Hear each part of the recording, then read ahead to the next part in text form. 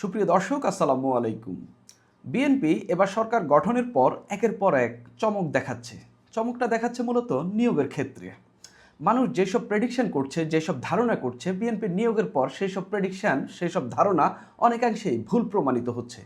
যেমন ধরেন যে বিএনপি যে ক্যাবিনেটটি গঠন করলো, অনেকেই অনেক ধরনের প্রেডিকশন করেছিলেন, অনেক ধরনের কথা বলেছিলেন। আমরা দেখলাম বিএনপি 25 জন পূর্ণমন্ত্রী, 24 জন প্রতিমন্ত্রী নিয়ে একটা ক্যাবিনেট গঠন করলো, যার মধ্যে 41 জনই প্রথমবারে মন্ত্রী হয়েছেন, মন্ত্রী কিংবা প্রতিমন্ত্রী হয়েছেন, বাকি 8 জনই আগের মন্ত্রী প্রতিমন্ত্রী ছিলেন। অর্থাৎ মানুষের যে ধারণা যে বিএনপি অভিজ্ঞ অনেককেই নেবেন, আমরা দেখলাম বিএনপি অভিজ্ঞ অনেককে নিয়ে নেই।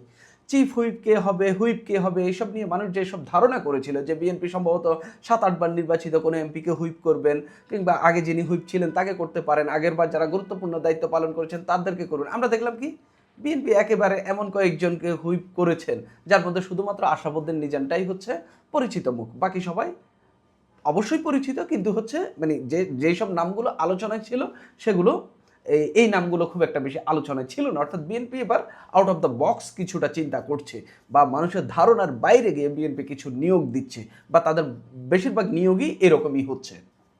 এটা তো গেল একটা।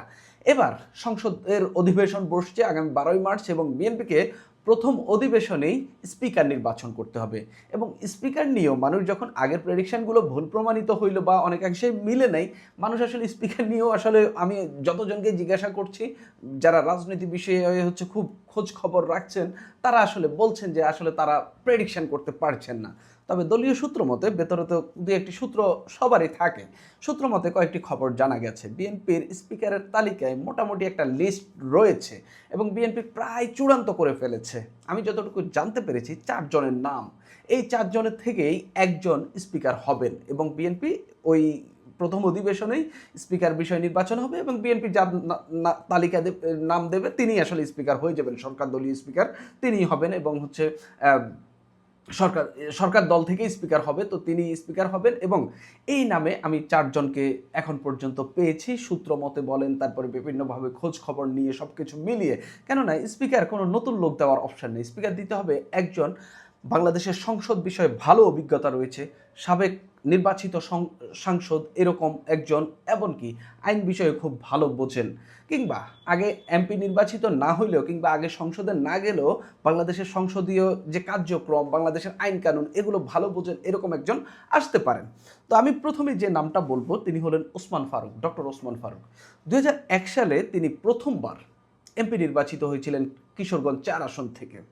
এরপর আমরা দেখলাম ওইবারই তিনি শিক্ষামন্ত্রী হয়ে গেলেন, এবং সেবার খুব সফলভাবে তিনি হচ্ছে শিক্ষা মন্ত্রণালয়ের দায়িত্ব পালন করেছিলেন। আমরা তো অনেকে আনম এহসানুল হক মিলনের নাম জানি, এবং তিনি একজন ড্যাশিং শিক্ষামন্ত্রী হিসাবে বা শিক্ষা প্রতিমন্ত্রী হিসাবে অনেকেই আমরা তাকে চিনি। এবারও তাকে শিক্ষামন্ত্রী এবং শিক্ষা মন্ত্রণালয় এবং প্রাথমিক ও গণশিক্ষা মন্ত্রণালয় দেওয়া হয়েছে আনম এহসানুল হক মিলনকে। কিন্তু তিনি যার অধীনে বা যে মন্ত্রণালয়ের প্রতিমন্ত্রী ছিলেন, সেই মন্ত্রণালয়ের মন্ত্রী ছিলেন ডক্টর ওসমান ফারুক। এবং ওসমান ফারুককে নিয়ে আমি অনেকবার বলেছিলাম যে তিনি আসলে বড় কোনো পদে আসতে পারেন। এবার বিএনপির যে লিস্ট, স্পিকার পদের জন্য যে লিস্ট, সেই লিস্টে ওসমান ফারুকের নাম রয়েছে, এবং তাকে স্পিকার করা হতে পারে এরকম গুঞ্জন অনেক বেশি শোনা যাচ্ছে। এবং তার অভিজ্ঞতা বলেন, তার অন্যান্য কানেকশন বলেন, তার শিক্ষাগত যোগ্যতা বলেন, সেই দিক থেকেও তাকে একজন একেবারে হেভিওয়েট ক্যান্ডিডেট হিসেবে বিবেচনা করা হচ্ছে স্পিকার পদের জন্য। আমার কাছে মনে হচ্ছে বিএনপি তাকে বাছাই করার সম্ভাবনা অনেক বেশি, কেননা তার শিক্ষাগত যোগ্যতা, তার পূর্বের অভিজ্ঞতা, মন্ত্রণালয় চালিয়েছেন, এমনকি বাংলাদেশের সংসদ বিষয়ে বা রাজনীতি বিষয়ে, এবং বিএনপির বড় পর্যায়ে রয়েছে, উচ্চ পর্যায়ে সম্ভবত ভাইস চেয়ারম্যান এরকম একটি পদে রয়েছে, মানে বড় সড় নেতা। খুব বেশি আলোচনায় না থাকলেও ডক্টর ওসমান ফারুক কিন্তু শিক্ষাগত যোগ্যতা, রাজনৈতিক প্রাজ্ঞতা, আগে এই মন্ত্রণালয় চালানোর অভিজ্ঞতা দিয়ে কিন্তু তিনি এই পদটিতে খুব ভালো করতে পারেন, এবং তাকে খুব ভালোভাবে বিবেচনা করা হচ্ছে। আরেকজন যার নাম অনেক শোনা যাচ্ছে, আমিও সূত্র মতে জানতে পেরেছি, পত্রিকাগুলো তাকে নিয়ে রিপোর্ট করছে, কিন্তু আমার কাছে খুব বেশি সম্ভাবনা দেখা যাচ্ছে না, কেননা ইতিমধ্যেই তাকে মন্ত্রিত্ব দেওয়া হয়েছে। হাফিজউদ্দিন আহমেদ চৌধুরী, তিনি সম্ভবত এইবার নিয়ে 8 বার এমপি নির্বাচিত হয়েছেন, ভোলা 2 আসন থেকে 8 বার বা 7 বার এমপি নির্বাচিত হয়েছেন। ওই আসন থেকে তিনি এরশাদের আমল থেকে নির্বাচন করেন। 1986, 88 দুটা নির্বাচনই তিনি করেছেন, 91, তারপরে 96-তে যে দুটা নির্বাচন, সববারই তিনি প্রায় এমপি হয়েছেন, শুধুমাত্র শেখ হাসিনার নির্বাচনগুলো ছাড়া। সেই হাফিজ উদ্দিন আহমেদ একজন বীর বিক্রম, একজন মুক্তিযোদ্ধা এবং সেনাবাহিনীর অবসরপ্রাপ্ত কর্মকর্তা এবং তাকে এবার মন্ত্রিত্ব দেওয়া হয়েছে, তিনি মুক্তিযুদ্ধ বিষয়ক মন্ত্রণালয়ের মন্ত্রী। কিন্তু আমার কাছে মনে হচ্ছে তাকে যেহেতু মন্ত্রিত্ব দেওয়া হয়েছে, তাকে এই বিষয়ে খুব বেশি বিবেচনা করা নাও হতে পারে। আবার একজন প্রাজ্ঞ, একজন অভিজ্ঞ সাংসদ হিসাবে তাকে হয়তো বিবেচনা করা হতে পারে এবং তিনি সংবিধান বিষয়ে খুব ভালো জ্ঞান রাখেন এবং রাজনীতিও খুব ভালো বোঝেন এবং বিএনপির যদিও তার বিরুদ্ধে নানান অভিযোগ রয়েছে, কিন্তু তারপরেও তিনি রাজনীতিতে খুব সফলভাবে টিকে রয়েছেন এবং মন্ত্রিত্ব পেয়েছেন। সেই জায়গা থেকে তাকে বিবেচনা করছে। আমি আসলে যদি এককভাবে পত্রিকার রিপোর্ট দেখে এই তালিকাটি তৈরি করতাম, আমি আসলে তার নামটা রাখতাম না। কিন্তু আমি যখন দু একটা সূত্রের মাধ্যমে যোগাযোগ করার চেষ্টা করলাম, তখন আমি শুনলাম যে এই নামটিও নাকি ভেতরে আলোচনা হচ্ছে এই নামটি নিয়ে। সেই কারণেই আমি হাফিজ উদ্দিন আহমেদকেও একটা পসিবিলিটি রাখছি যে তাকেও করা হতে পারে। তবে ওসমান ফারুক আর তার সঙ্গে যদি কম্পেয়ার করেন, ওসমান ফারুকের সম্ভাবনা খুবই বেশি। 3 নম্বরে যে নামটি, ডক্টর আব্দুল মঈন খান, বিএনপি স্থায়ী কমিটির সদস্য, নরসিংদী 2 আসন থেকে বেশ কয়েকবার, সম্ভবত 5 বার এমপি নির্বাচিত হয়েছেন। বিএনপি স্থায়ী কমিটির সদস্য এবং শিক্ষাগত যোগ্যতা বলেন, দলীয় নেতা হিসাবে বলেন, অভিজ্ঞ সংসদ হিসাবে বলেন, সব দিকেই তার ব্যাপক অভিজ্ঞতা রয়েছে। আগে তিনি মন্ত্রণালয়ের দায়িত্ব পালন করেছিলেন। 2001 সালে বিএনপি যখন ক্ষমতায় এসেছিল, তখন তিনি সম্ভবত প্রতিমন্ত্রীর দায়িত্ব পালন করেছিলেন, ঘুরে ঘুরে 2-1টি মন্ত্রণালয়ে দায়িত্ব পেয়েছিলেন।